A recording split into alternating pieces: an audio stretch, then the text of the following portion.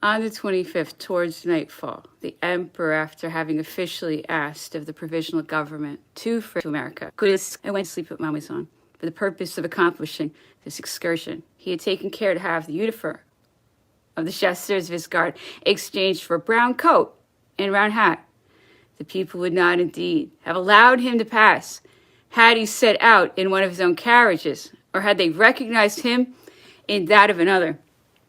It was during this short drive that Count Lascazes asked and obtained permission to accompany the emperor to America. Thus, on the 28th of June, 1815, did the Emperor Napoleon, disguised almost as a fugitive, quit that capital, which he was doomed never again to see, and to which his remains alone returned on the 15th of December in 1840. 26 years sufficed to prepare the apotheosis and to make a god of the hero who among us, who at that time devoted ourselves to his prescribed exiled fortunes, could have thought that we should live to see the same men who pushed his carriage out of the Élysée accompany his triumphal bier to the Invalides. Chapter 2. La Malmaison. The abdication being signed, all the officers of the imperial household resigned their places, with the exception of those among us whose devotion attached them to the misfortunes of the emperor. A decree, or rather decision, determined as follows the functions which each of us would have to fulfill. General Bertrand, Grand Marshal; Generals Montholon, Savary, Gourgaud, and Lalemant, aides-de-camp; 2 officers of the ordnance, Major Ressigny and Captain Planat. The latter was attached to the topographic cabinet. Several Poles, the imperial guard, obtained the honor of accompanying the emperor's officers of his staff.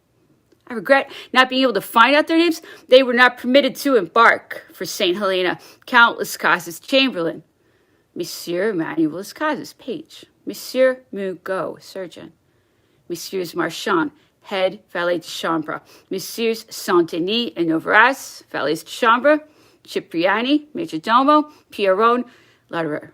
I've forgotten the name of the master cook because at Rochefort he refused to embark and was replaced by Lesage, cook to King Joseph. On the 26th, I was on service at Malmaison when General Becker presented himself there early in the day, sent by the government to take the command of the guard and to watch, so said his orders, over the person of the emperor. The captivity of Napoleon dates from this day, for after it he ceased to enjoy liberty of action. General Becker had received, on the 25th of June, about 2 o'clock in the afternoon, and while he was sitting at the Legislative Palace, the following letter brought by an aide-de-camp in service of Prince Écumur Davout, the Minister of War, to General Becker: Paris, the 25th June, 1815. General, I have the honor to announce to you that you have been appointed to the command of the Emperor's Guard. Stationary by decree of the Commission of Government, dated from the 25th this month. I have informed Lieutenant General Count Joy, Chief of the Imperial Guard, and Lieutenant General Baron Terroir, Chief Staff Officer of your nomination, Baron Marshal, Counselor of State, and Secretary General. The aide-de-camp at the same time requested General Becker to go immediately to the minister to receive his instructions.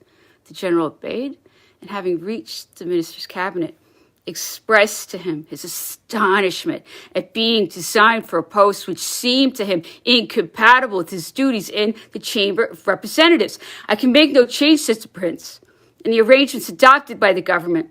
It calculates on your patriotism and your devotion at this painful conjuncture, in which the great object is to protect the life of Napoleon. Here is the order which I have been commissioned to transmit to you.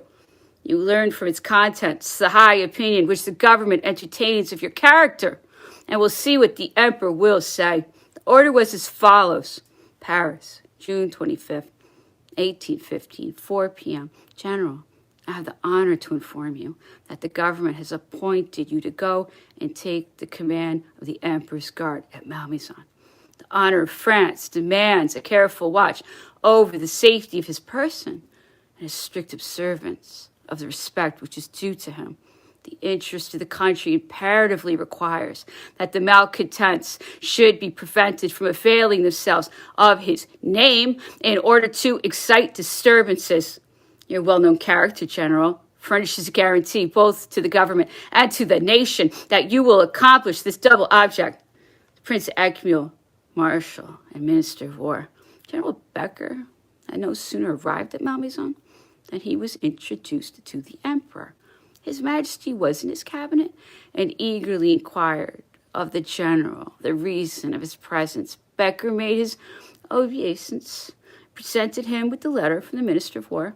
"Sire," said he, "here is a letter which charges me in the name of the provisional government to take the command of your Majesty's guard, and which commands me to watch over your Majesty's safety. I trust your Majesty has every confidence in the fidelity with which I shall discharge this duty." "Yes," replied the Emperor, "but it seems to me I ought to have been officially informed of an act which I consider as a measure of surveillance to which it was unnecessary to subject me." "Sire," replied the general, "I repeat to your Majesty that it was with the sole view of protecting your life and watching of your safety that I have accepted this mission. Should your Majesty have any further views, I entreat you to inform me of them. I am an old soldier and have hitherto always obeyed your voice. They may write to me what they will, but I have accepted the command of the Emperor's guard merely to watch over his safety." In saying these words, the general was unable to subdue his emotion. The look, the presence of the exalted son of misfortune filled him with sorrow, and involuntary tears gushed into his eyes. The emperor perceived it and said to him with a smile at once affable and sad, "Be assured, General, I'm glad to see you about my person. Had I been permitted to select an officer, I would have fixed upon you, because I have long known your noble character." Napoleon then invited General Becker to follow him into the park. They had scarcely passed beyond the vestibule when he said, "Well, what is being done instead in Paris?" "Sire," replied the general, "parties entertain very different views with respect to your Majesty's abdication and the proclamation which constitutes your son heir to the crown. A portion of the higher classes of society is inclined to receive the foreigners a second time, but the remnant of the army continues to be faithful and is collected under the walls of the capital. A great part of the citizens and the whole of the people of Paris seem determined to defend themselves. And if a powerful hand could rally all these elements and make a last effort, there is perhaps no reason to despair." Thus, the very person whom the government had sent to treat the emperor as a prisoner advised him to resume the sword of Marengo and Austerlitz and to march boldly against the enemy. At Paris, the whole night of the 25th and 26th had been passed in movement, in going and coming, and conjectures on the resolution which the emperor would adopt, or prophecies concerning those which events would suggest to him. The leaders could not believe this retreat without a struggle, this defeat without a combat possible. Their success appeared to them like a dream. They were frightened at the calm of Malmaison.